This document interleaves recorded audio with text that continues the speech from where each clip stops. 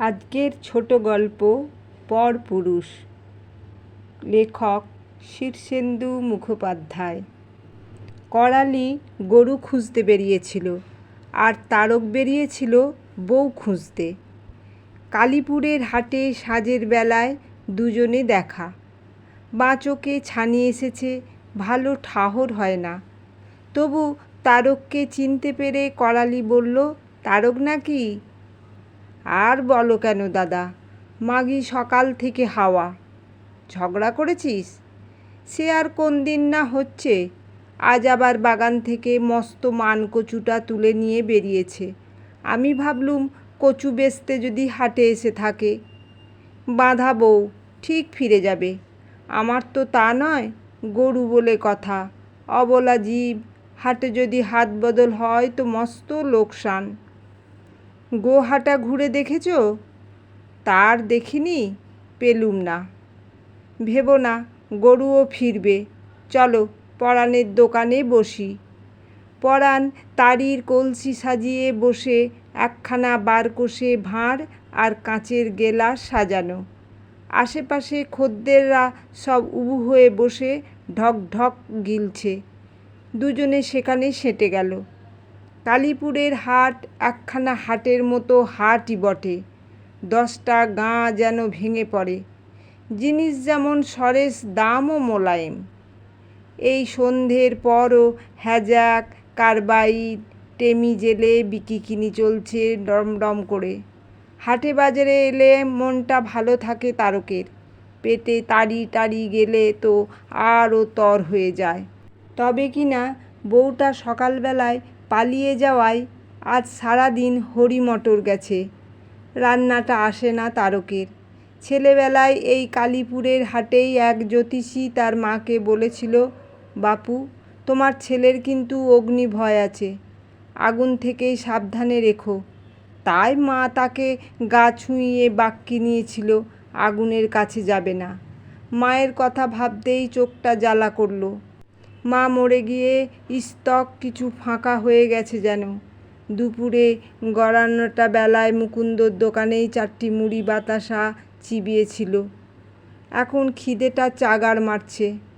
করালি যেন মনের কথা টের পেয়েই বলল, নন্দকিশোরের মোচার চপ খাবি? খুব খাবো, পয়সা দিচ্ছি, যা নিয়ে আয়। নন্দকিশোরের মোচার চপের খুব নামডাক। সারাদিনে দোকানেই যেন পাকা কাঁঠালে মাছির মতো ভিড়। এখন সন্ধ্যাবেলায় ভিড় একটু পাতলা হয়েছে। সারা দিনে না হোক কয়েক হাজার টাকার মাল বিক্রি করে নন্দকিশোরের হ্যাঁদানো চেহারা। 4টে কর্মচারীও নেতিয়ে পড়েছে যেন। নন্দকিশোর মাথা নেড়ে বলল, মোচা কখন ফুরিয়ে গেছে, ফুলুরি হবে, তবে গরম নয়। আহা, একটু গরম করে দিলেই তো হয়। উনুন ঝিমিয়ে পড়েছে বাপু, এখন আঁচ তুলতে গেলে কয়লা দিতে হবে। শেষ হাটে আর আঁচ তুলে লোকসান দেব নাকি 2 টাকার ফুলুরির জন্য? তা বটে। তারক এধার ওধার খুঁজে দেখল। শেষে মুকুন্দ দলুইয়ের দোকানে গরম চপ পেয়ে নিয়ে এলো। খালি পেটে ঢুকে চপ যেন নৃত্য করতে লাগলো। তার ওপর তাড়ি গিয়ে যেন গান ধরে ফেলল। ভিতরে যখন নাচ গান চলছে তখন তারক বলল, কালীপুরের হাট বড় ভালো জায়গা, কি বলো করালিদা? জিভে একটা মারাত্মক কাঁচা লঙ্কার ঘষ্টানি খেয়ে শিশোচ্ছিল করালি। এক গাল তাড়িতেই জ্বলন্ত জিভটা খানিক ভিজিয়ে রেখে ঢোক গিলে বলল, সেই কোমরে ঘুনসি পরা বয়সে বাপের হাত ধরে আসতুম, তখন এরকম ছিল, এখন অন্য রকম।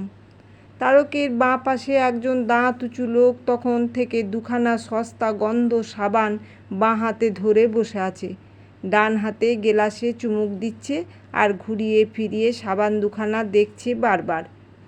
পেটের মধ্যে নৃত্যগীত চলছে। মেজাজটা একটু ঢিলে হয়েছে তারকের।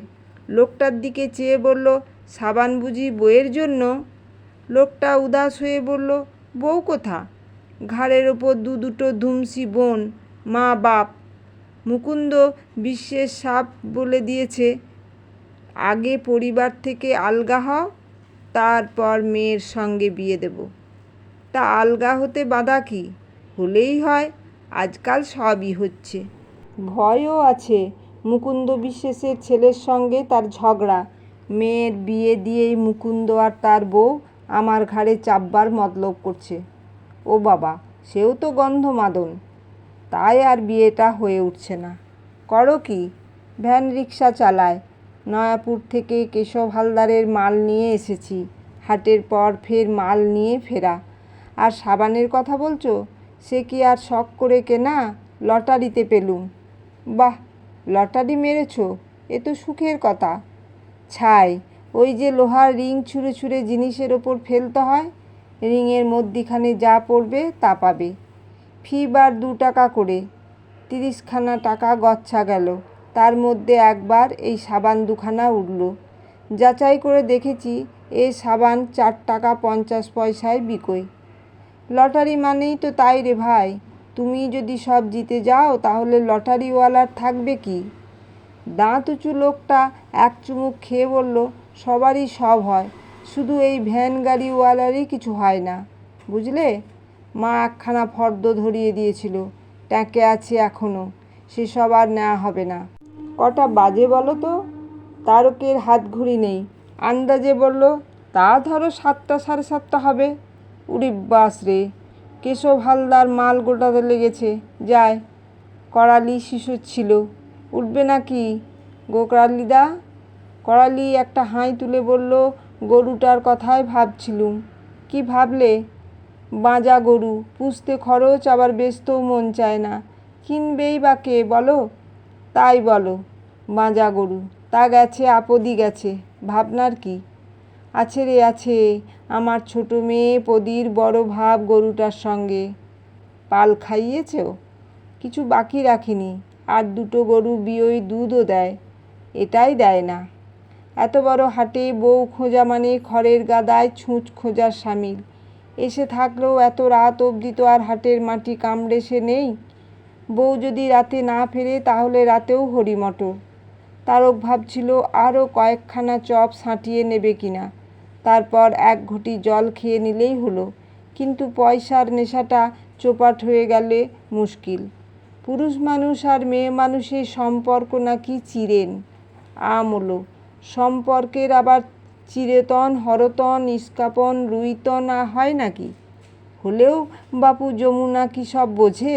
তবে কিনা নরেনবাবু ভদ্রলোক, মেলা জানে শোনে। নরেনবাবুর কথা তো আর ফেলনা নয়। একদিন জিজ্ঞেস করেছিল, চিরেতনটা আমার কি বলতো বাপু?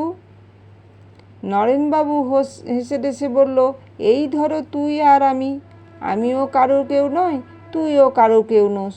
যেমন জলের মাছ, কে কার মা বাপ জানে ওরা, তবু তো ডিম ছড়াচ্ছে, বাচ্চা বিয়োচ্ছে। ব্যাপারটা ওই রকম আর কি। চিরন্তন মানে হচ্ছে আদি সম্পর্ক, বুঝলি না? যমুনা বুঝি ও করেও স্পষ্ট বুঝতে পারছিল না। তবে এটা ঠাওর হলো যে ওই চিরেতনের মধ্যেই প্যাঁচটা আছে।